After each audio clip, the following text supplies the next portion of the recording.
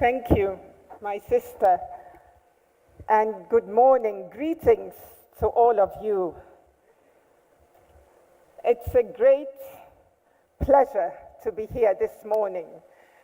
And I want to first thank the government of Togo and the great Togolese people for hosting us, together with the AU and everybody who's helped organize this gathering.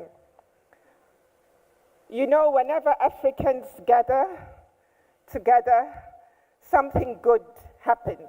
Whenever we meet in the name of African unity, African prosperity, and African peace, something good happens. Now, I'm not here in my personal capacity only, but really more for what I represent. And that is the vision of our dear father, Osagyefo Kwame Nkrumah, and his colleagues. A vision that they lived and died for. A vision for Africa's total emancipation, political, economic, and every other way. And when we say Africa, we mean Africans everywhere. Africa is not a geographical entity. Africa is the African people everywhere. Wherever you are, if you are an African, whether you are born on the continent or outside, as our father said, you are part of the African nation that must be. Now, I want to tell you a story. I want to take you back decades away to Accra, Ghana, 1964. One of my earliest memories. My brother and I were expecting our father to come and have lunch with us. At the time, we lived in the presidential home. Our father was president of Ghana. He would come, walk from his office to home to have lunch whenever he was in the country. On that day, we were waiting for him as usual. We loved watching him eat our Ghanaian local food with his hands.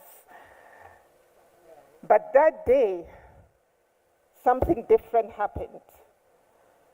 What I remember vividly was when he walked into the house, he wasn't alone. He was surrounded by people, and his white shirt was covered in blood. With his left cheek almost fallen out of his face. They rushed him to his bedroom. There was commotion. He was lying on the bed. They were calling doctors. And before I knew it, my brother and I were whisked away. But we had seen enough. What we learned later was that was an assassination attempt on his life.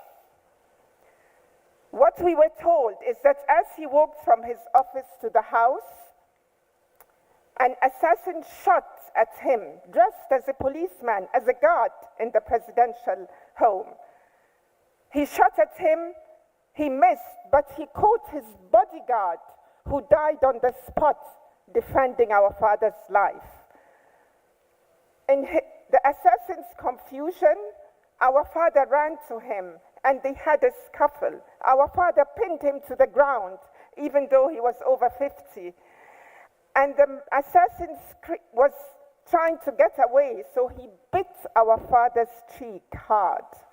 That scar remained till he passed away. Now, I'm telling us this story to remind us that when we gained national independence, colonialism did not end. This was just the first step, because our economic domination continued. And our father and his colleagues,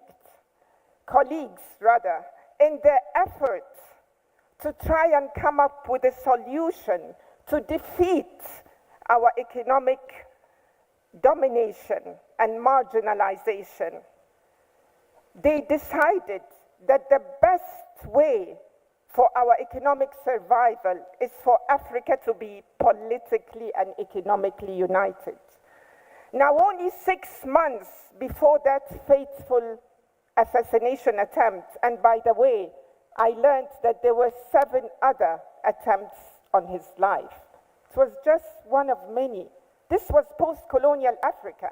Leaders who were strong, who were nationalistic, who were Pan-Africanists, who wanted to free us in every respect were eliminated, shot,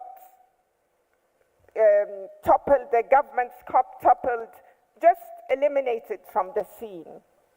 But anyway, I was saying that in 1963, just 6 months before that fateful assassination attempt on our dear father's life, he had got up in the name of Ghana in the beautiful city of Addis to tell his fellow leaders, as we heard yesterday, that we must unite or perish.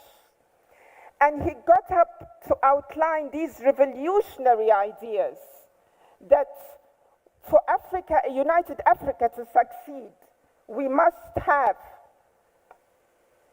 a plan for continental unity, a plan for us to plan our economies on a continental scale, not in isolation, never in isolation. That we were divided deliberately into small, economically unviable states, deliberately, so that we cannot stand on our feet, so we cannot industrialize, so we will have to borrow and be high risk, borrow at high interest rates. We were divided into small parts, so we cannot be totally free. So we need to reverse that way of thinking and think big and do away with micronationalism. He also told his fellow leaders that we must have a unified military strategy, an African high command, and we must have a unified foreign policy. At the end, not many of his colleagues believed him, but thank God the records remained for us to study. He wrote in his famous book, Africa Must Unite, everything he was thinking about unity, how and why we must unite. The records remain in us, and it is my wish that the youth of Africa, Africans everywhere, study and read Nkrumah and other Pan-African philosophers like Sheikh Anta Diop and others, so that we reorient our thinking towards the values and interests of our dear continent. I just came back from Addis, where a few years ago I remember unveiling the statue of Kwame Nkrumah outside the AU building. When I looked down that day at the inscription below the statue, I want to quote that inscription for you. Ethiopia, meaning black people, of course, Ethiopia shall stretch forth her hands to God. Africa must unite. Africa must unite. Africa must unite. Africa must unite. I thank you. Thank you so much.